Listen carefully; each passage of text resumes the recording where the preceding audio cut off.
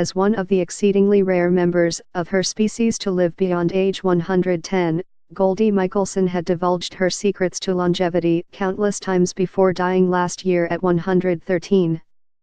Morning Walks and Chocolate, the Gloucester, Massachusetts, resident and one-time oldest living American told the steady stream of inquisitors that marked her final years.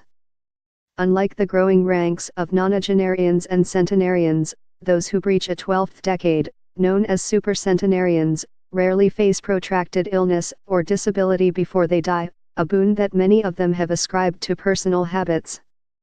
"I try to live the truth," said Shelby Harris, who threw out the first pitch of the local minor league baseball team's 2012 season a few months before he died at 111, Indiana, Rock Island, Ill.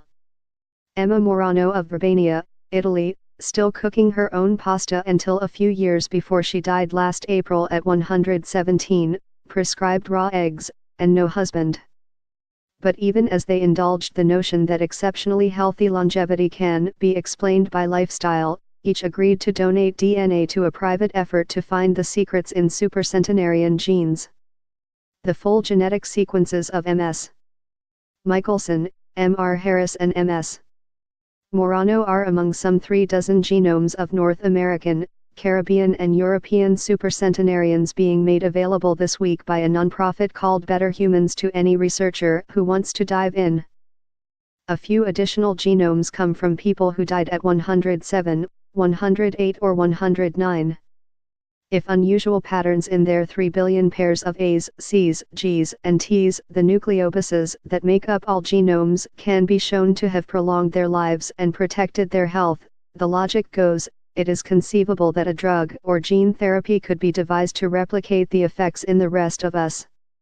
"I hope you find something that does someone some good," said Clarence Matthews, 110, who allowed his blood to be drawn as a final contribution to the database last year at his Indian Wells, California, home while I watched at his side.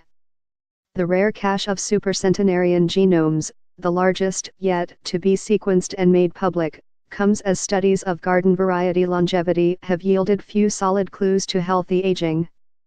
Lifestyle and luck, it seems, still factor heavily into why people live into their 90s and 100s.